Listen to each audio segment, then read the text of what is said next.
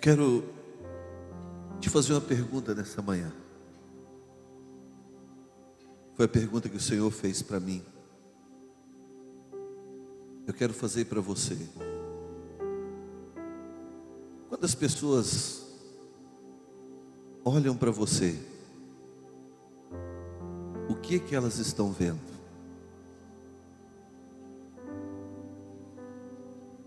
Quando as pessoas olham para você, o que elas estão vendo?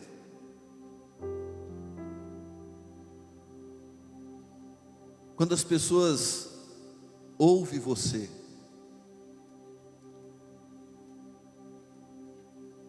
o que elas estão vendo?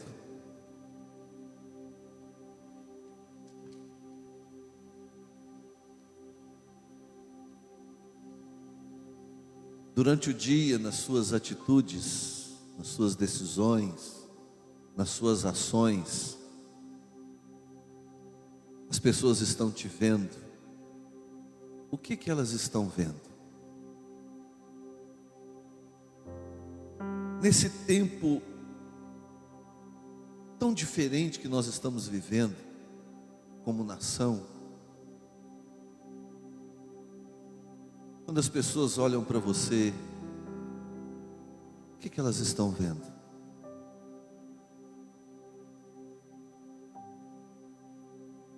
Senhor, essa semana Ele me fez essa pergunta. E eu comecei a meditar nisso.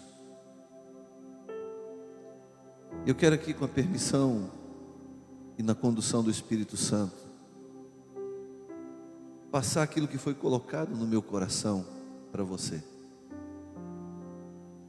Irmãos, eu creio firmemente que nós somos a resposta de Deus para os tempos de hoje. Você, meu querido, sabe, apesar de tanta luta, tanta dificuldade que você está enfrentando, eu tenho uma palavra de Deus para você. Deus está dizendo para você nessa manhã: filho, filha, eu não escolhi a pessoa errada.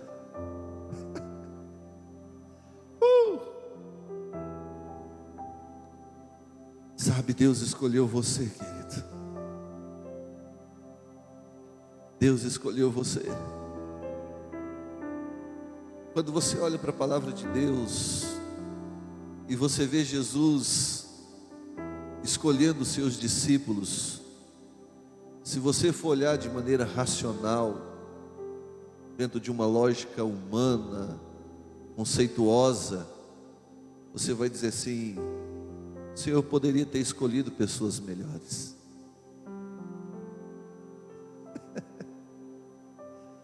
Afinal de contas, tinha tantos mestres naquela época, tinham tantos doutores da lei, tantos sacerdotes, tantos escribas, tantos fariseus,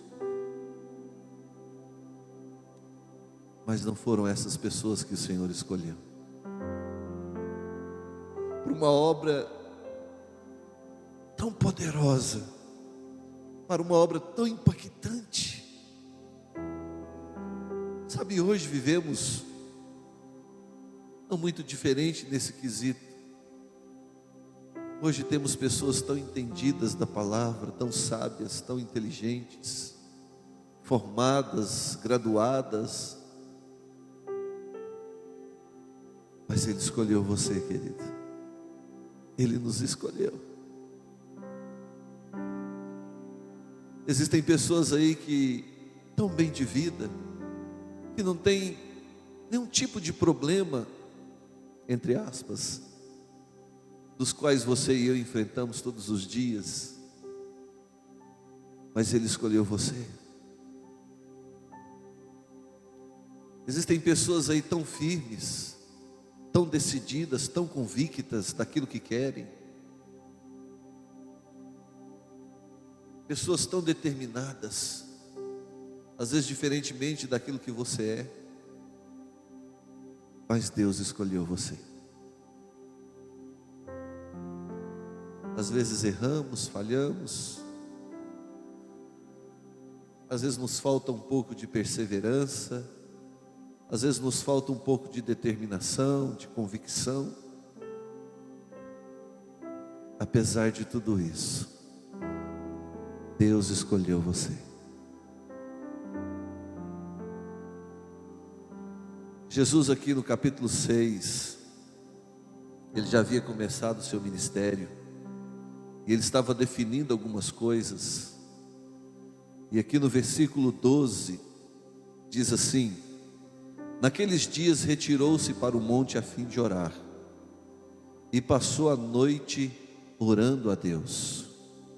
Jesus estava buscando de Deus uma direção, uma certeza, uma convicção daquilo que ele estava para fazer. E quando amanheceu, chamou a si os seus discípulos. Na verdade, não eram 12 discípulos, eram uma turma grande de pessoas que estavam acompanhando Jesus, o ministério dele, pessoas que estavam ali prontas para servir. Eu creio que no meio desses discípulos, muitas pessoas qualificadas, muitas pessoas, entre aspas, vamos dizer assim, né? Qualificadas, melhores do que Jesus escolheu. Se é assim que eu posso dizer, entendo o que eu estou dizendo. Então havia muitas pessoas para Jesus escolher, para aquilo que ele queria fazer a partir de então. E quando amanheceu, chamou a si os seus discípulos, e desses discípulos escolheu 12, dentre eles os quais também deu o nome de apóstolos. Amém? Jesus chamou essas 12 pessoas, nos quais ele deu o nome de apóstolos, para caminhar mais perto com ele, para estar mais perto, para estar mais íntimo, para ter um relacionamento diferenciado do que ele tinha com os discípulos lá fora. Sabe, irmãos, eu sinto que chegamos a esse tempo. O Senhor está nos chamando, o Senhor está chamando pessoas para estar mais próximas dele. Sabe, tem muitos discípulos, mas o Senhor quer qualificar você de uma forma diferente. O Senhor quer trazer você para mais perto. Amém? O Senhor quer trazer você para mais perto. Havia aqui centenas de discípulos, eu imagino, caminhando, bebendo dos ensinamentos do Senhor. Mas o Senhor chamou 12 pessoas para mostrar para essas 12 pessoas o que Ele não mostrava para o restante dos discípulos.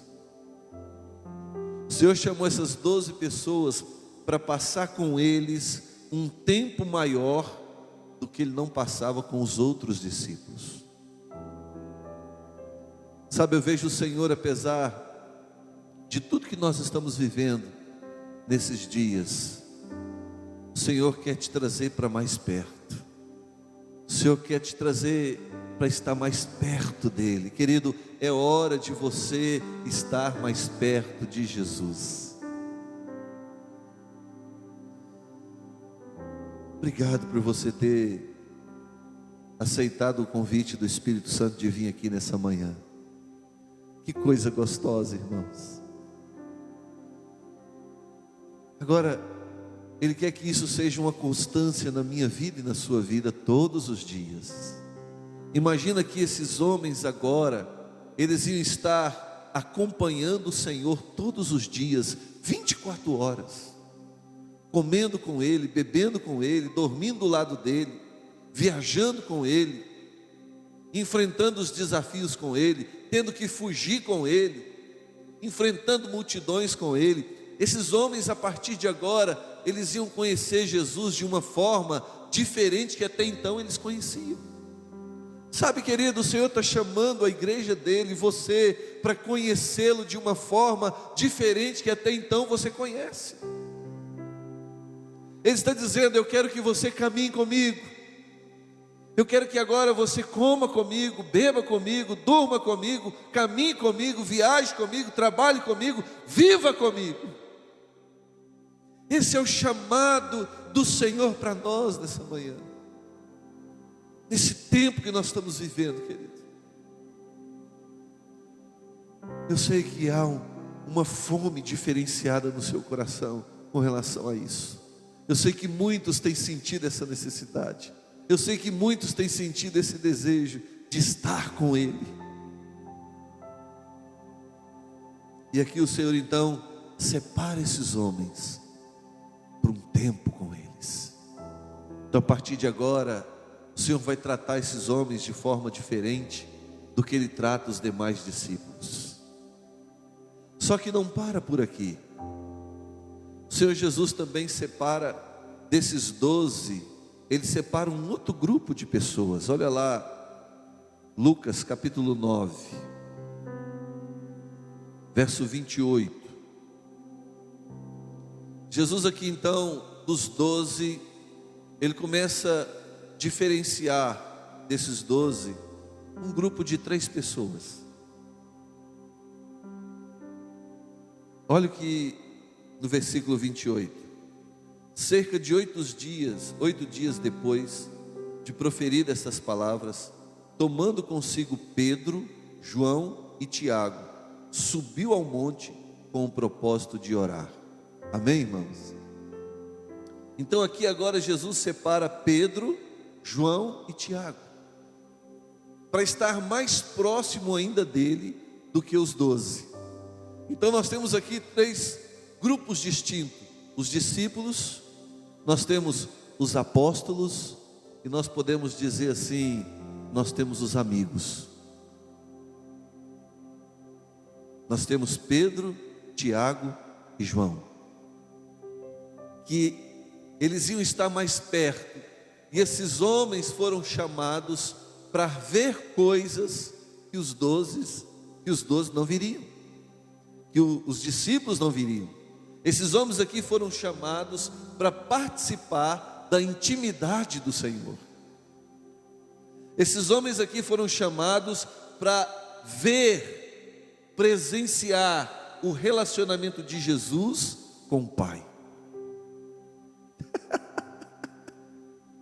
É como se Jesus estivesse dizendo assim para esses 3 aqui: olha, eu quero mostrar para vocês como é que é o meu relacionamento com o meu Pai.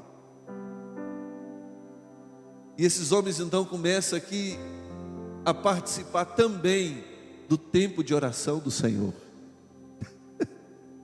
Por que, querido? Porque não tem nada mais íntimo na vida de um cristão do que o seu tempo de oração. Não existe nada mais íntimo na vida de um cristão do que o seu tempo de oração. E o Senhor estava abrindo para esses homens aqui a sua intimidade no seu tempo de oração. E eles puderam presenciar o que Jesus vivia no seu tempo de oração.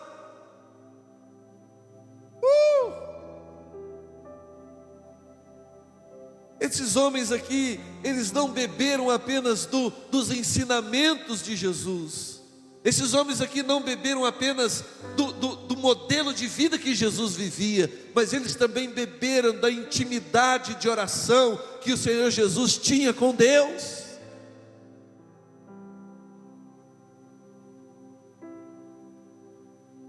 Sabe, o Senhor está nos chamando nesses dias, querido, para um tempo de intimidade com Ele.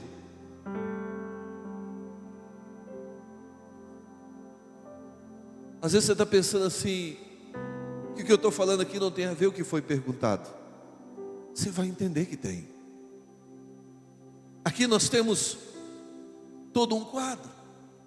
Então esses apóstolos, junto com esses 3 aqui, eles começaram então a fazer parte da vida de Jesus, do ministério de Jesus. Acompanharam todos os acontecimentos. Eles viveram Jesus 24 horas. Comeram, beberam com Ele, andou com Ele, viu Jesus expulsando demônio, curando enfermos, ressuscitando mortos, andando sobre as águas. Jesus deu para eles ensinamentos práticos, não apenas teóricos. Jesus aplicou toda a sua vida para aqueles homens. E para 3, Ele deu a sua intimidade. Quando Jesus chega, percebe que chegou o fim, Ele chama aqueles discípulos para o Getsêmani, para um tempo de oração. E nesse tempo de oração, Jesus busca os 3 amigos, se é assim que eu posso dizer, e Pedro, Tiago e João, e vai para um distanciamento à parte para orar. Ou seja, esses 3 faziam parte da vida de Jesus. Mas acontece uma coisa. Mateus, olha lá em Mateus capítulo 26.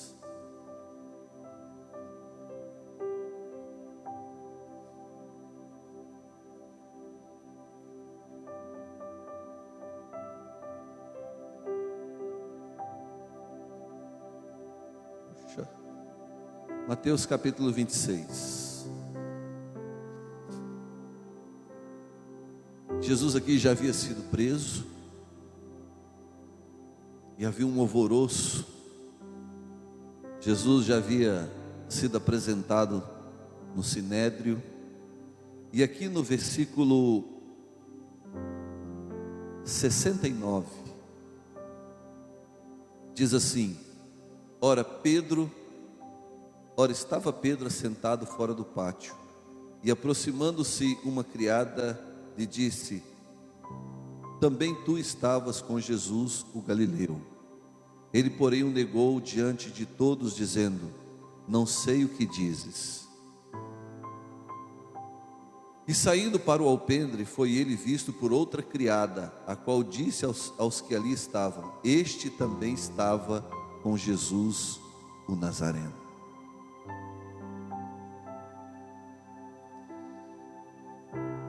E ele negou outra vez com juramento: Não conheço tal homem. Logo depois, aproximando-se os que ali estavam, disseram a Pedro: Verdadeiramente és também um deles, porque o teu modo de falar te denuncia.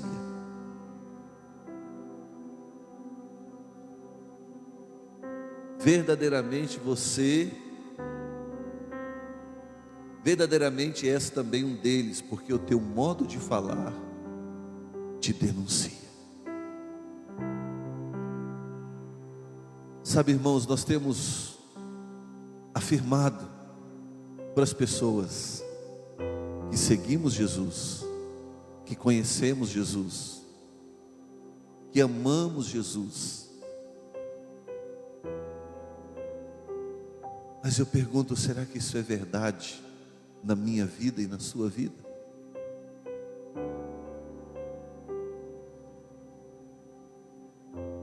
Porque é impossível alguém andar com Ele, dormir com Ele, almoçar com Ele, tomar café da manhã com Ele, jantar com Ele, viajar com Ele e não falar como Ele fala, e não viver como Ele vive, e não ser como Ele é. Ainda que eu queira me esconder, ainda que Pedro quisesse passar desapercebido nessa situação, não tinha como mais. Ou seja, ele tinha sido tão impregnado de Jesus, ele tinha recebido tanto da essência de Jesus, que ainda que ele quisesse passar desapercebido naquele momento, não tinha mais como, porque o jeito de ser, o jeito de falar, o jeito de andar, o jeito de vestir, a maneira que ele gesticulava, tudo era de Jesus, irmãos.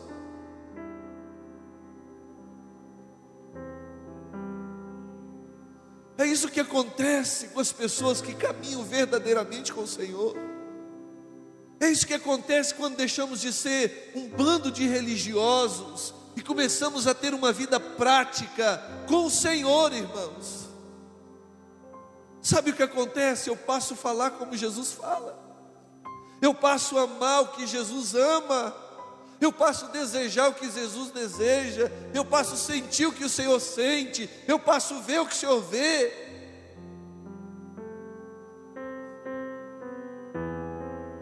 outro aqui queria se esquivar dessa situação. Ele queria se esconder, como se fosse possível, mas já não tinha mais jeito. Por quê? Porque Jesus tinha sido impregnado na vida daquele homem, ao ponto das pessoas dizerem: olha, você é assim, porque a tua forma de falar te denuncia, ou seja, você fala igualzinho a ele. É o que as pessoas lá fora esperam de mim e de você, irmãos. Elas querem olhar para mim, elas querem olhar para você e ver Jesus. Elas querem ouvir eu e você falando, mas elas como tivessem ouvido Jesus falando. Elas querem olhar para as nossas ações, para as nossas atitudes, para as nossas decisões e ver Jesus, irmãos.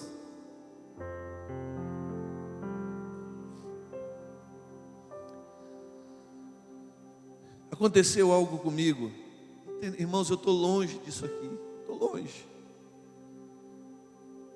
É isso que o Senhor está falando, cobrando de mim, exigindo de mim um posicionamento. Mas aconteceu algo um pouco semelhante. Eu fui chamado para fazer um velório. Isso me assustou muito. Isso trouxe temor no meu coração, irmãos. Eu fiquei muito preocupado. Entendo o que eu vou dizer. E eu cheguei no velório, não conhecia a maioria das pessoas que estavam ali, muito menos o falecido.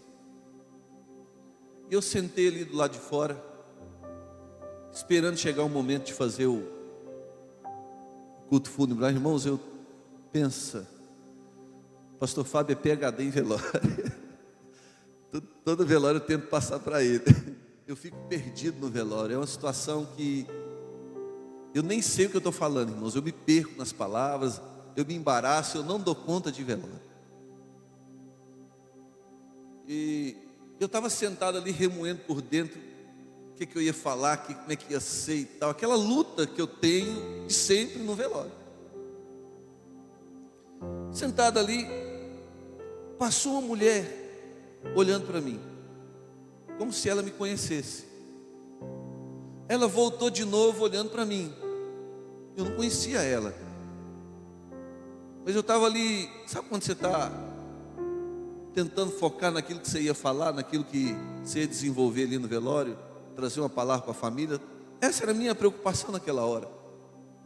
Essa mulher voltou de novo olhando para mim com o olho arregalado. Eu pensei comigo: está acontecendo alguma coisa, né? Ela passou. Aí dali a pouco ela volta de novo na minha direção. E a pessoa assim, meia com aquela respiração tensa. Ela olhou para mim assim. Aí eu falei: pois não? Aquela mulher disse para mim assim: você é um anjo. Irmãos, o meu coração disparou. Porque primeiro eu pensei: está brincando, ela deve me conhecer de algum lugar. E ela fez a pergunta de novo: você é um anjo? Eu falei: longe disso, senhora. Longe disso, eu sou um pecador miserável que precisa da misericórdia de Deus. Falei para ela. Ela falou: mas eu estou vendo uma luz, eu estou vendo um brilho. E olhando assim, sabe quando a pessoa está ofegante? Eu falei: o que você está vendo é a misericórdia de Deus sobre a minha vida. Mas aquilo ficou, sabe, depois eu conversei, ministrei com ela, mas aquilo ficou batendo no meu coração. E o Senhor dizendo: é isso que eu espero de vocês. É isso que eu espero de vocês. Entenda, eu estou longe disso, irmãos. Mas aquilo serviu para marcar. E essa semana o Senhor, quando me fez essa pergunta, Ele me lembrou desse episódio. Ele me lembrou de um outro episódio, quando nossa igreja estava começando, alguns anos atrás. Nessa época o pastor Eco estava em Goiânia, em São Luís Montes Belos. E a gente, um grupo de jovens aqui, tentando manter a igreja. E tinha um local ali na rua 20, na linha do trem ali, antigamente tinha uma padaria do lado de cá, que se tornou a padaria do pastor Fábio, padaria da misericórdia, e do outro lado tinha uma borracharia, e a gente se reunia lá para conversar, tomar decisões, encontrar os irmãos, orar uns pelos outros. Era o ponto de encontro nosso, era essa borracharia. E um dia, minha mãe nessa época ainda não era convertida, hoje ela está aqui, convertida, e nessa época minha mãe dava um pouquinho de trabalho para mim, e tinha muita luta, tinha muita situação acontecendo na minha vida, e eu me deixei se abater por essas situações, e eu frustrado com algumas situações. Nessa época eu era muito gago, eu queria falar e pensa na situação complicada. E naquele dia eu decidi ir para o mundo. Naquele dia eu decidi, eu não vou mais mexer com igreja, eu não vou mais mexer com servir Jesus, eu vou para o mundo e vou viver do jeito que a carne quer. Vou falar outra coisa. Fui para o banheiro, tomei banho, troquei de roupa, passei perfume. Naquela época eu não penteava o cabelo, eu tinha muito cabelo, irmãos, imagina. Só que eu não penteava, eu bati o cabelo assim. Eu vou para a noite hoje. Aí, isso já eram umas 8h30 da noite, mais ou menos. Entrei no circular, morava aqui no Cristiano de Carvalho, na C29. Peguei o ônibus e falei, eu vou para a boate. Eu vou para o mundo. Entrei no 11 e fui, irmãos. Eu fui. Quando eu dei por mim, irmãos, sabe quando você parece que foi acordado? Eu estava sentado no banco dessa borracharia, aonde a gente se reunia. Nem querendo, eu consegui ir para o mundo, porque eu já tinha sido impregnado de Jesus, irmãos. Eu já tinha sido impregnado por Ele, entenda, não é eu que sou bom, foi Ele que me conquistou, assim como conquistou você. Sabe quantas vezes você já tentou largar a mão de tudo, jogar tudo para o alto e viver sua vida como você queria, mas todas as vezes que você tenta não dá certo, e eis você aqui de novo. Por quê? Porque o Senhor te escolheu. O Senhor te escolheu, meu irmão. É com você que Ele está contando, e é através de você que Ele vai ganhar essa cidade. Ela vai se dobrar ao Senhor, em nome de Jesus. Em nome de Jesus. Então não podemos mais perder tempo, irmãos. Não há para onde correr, não há para onde fugir. Olha, Pedro, ele queria se esconder nessa situação, ele queria passar desapercebido, ele não queria passar por aquele momento que Jesus estava passando, mas não tinha mais como. Ele andou com Jesus, ele caminhou com Jesus, ele viveu Jesus, ele experimentou Jesus, já não tinha mais jeito. Sabe, irmãos, ainda que não tenha culto, ainda que não tenha reunião, mas eu não deixo de ser igreja. Eles podem fechar as portas de um prédio, mas não pode fechar a porta da igreja de Jesus, que é eu e você.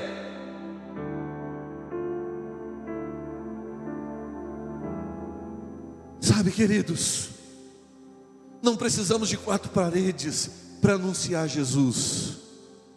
Você é a igreja, aonde você estiver, tem uma oportunidade. As pessoas lá fora têm chance de encontrar Jesus, de aceitar Jesus. Amém, irmãos?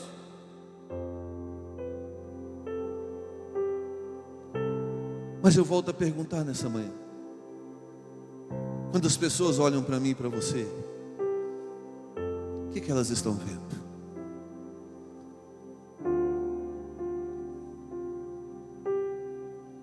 Elas estão vendo Jesus? Elas estão vendo uma oportunidade de salvação? Elas estão vendo alguém que é apaixonado por Jesus. Elas estão vendo alguém que decidiu servir Jesus. Quando você abre a sua boca para falar, o que elas veem?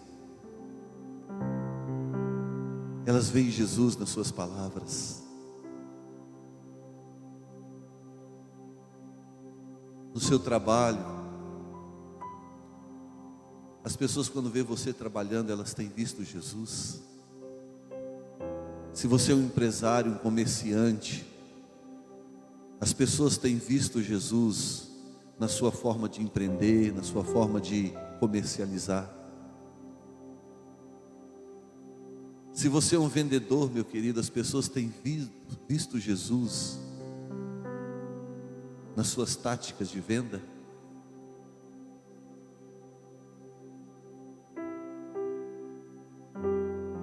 Seu casamento, irmãos.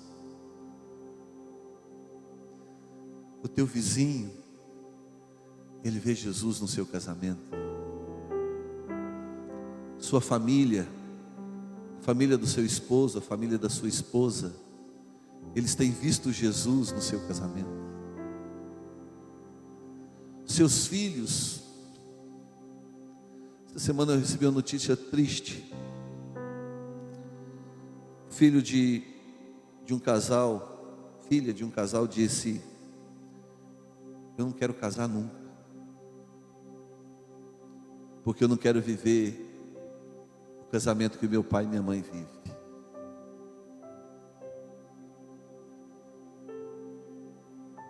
Essa pessoa não vê Jesus no casamento dos seus pais. As pessoas têm visto Jesus no seu casamento. O seu casamento denuncia Jesus. Olha aqui o que diz 1 Coríntios capítulo 2, estou terminando. 1 Coríntios capítulo 2.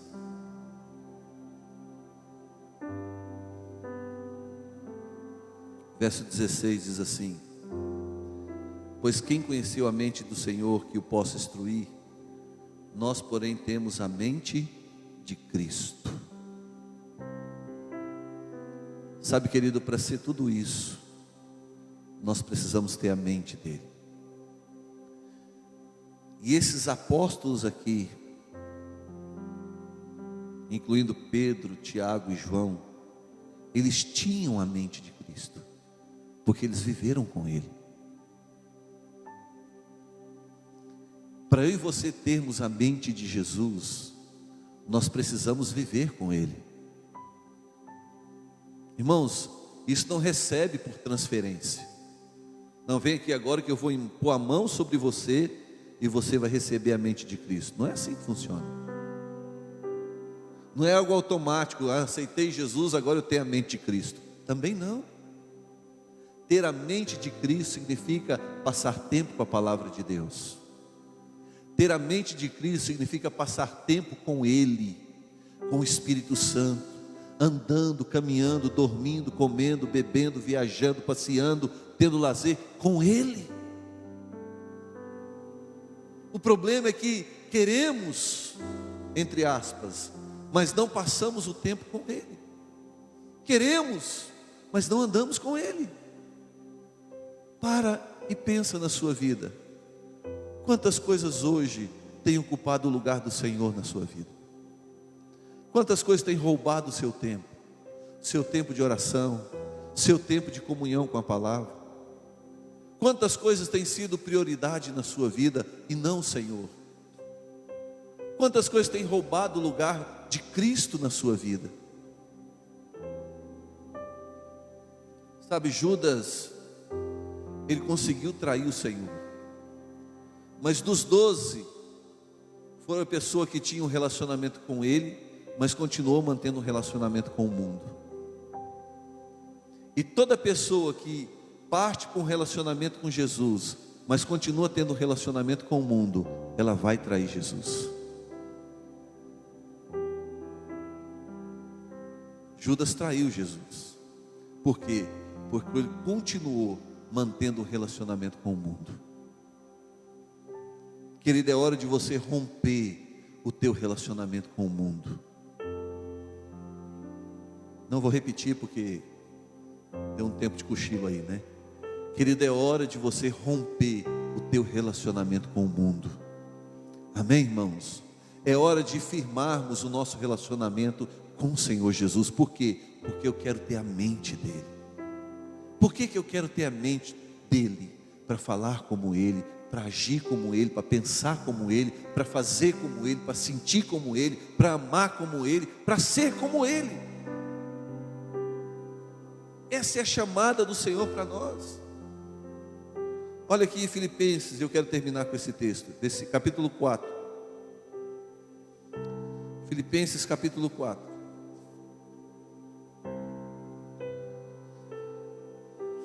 Eu vou ler do verso 8, mas o que eu quero destacar é o verso 9. Finalmente, irmãos, tudo que é verdadeiro, tudo que é respeitável, tudo que é justo, tudo que é puro, tudo que é amável, tudo que é de boa fama, se alguma virtude há, se algum louvor existe, seja isso que ocupe o vosso pensamento. Verso 9. O que também aprendestes e recebestes e ouvistes e vistes em mim, isso praticai, e o Deus da paz será convosco. Vou repetir o verso 9.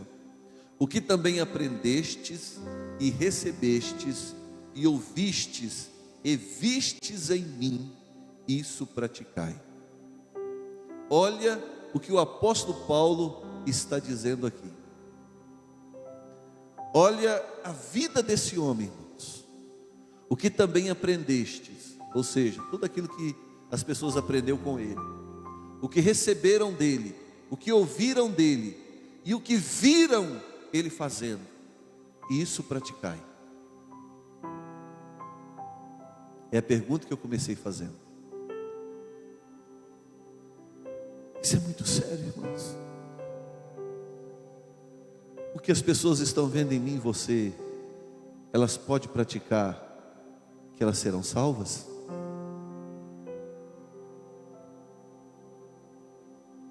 O que as pessoas estão ouvindo de mim e de você, o que as pessoas estão recebendo de mim e de você, o que as pessoas estão vendo eu e você fazer, elas podem copiar, porque certamente elas serão salvas ou não? Não, pastor, misericórdia, misericórdia. Essa é a pergunta que o Senhor fez para mim. O Senhor disse para mim: Jerry, o que as pessoas estão ouvindo de você, o que as pessoas estão vendo, o que as pessoas estão recebendo, vai produzir a salvação delas? Queria que você se colocasse de pé.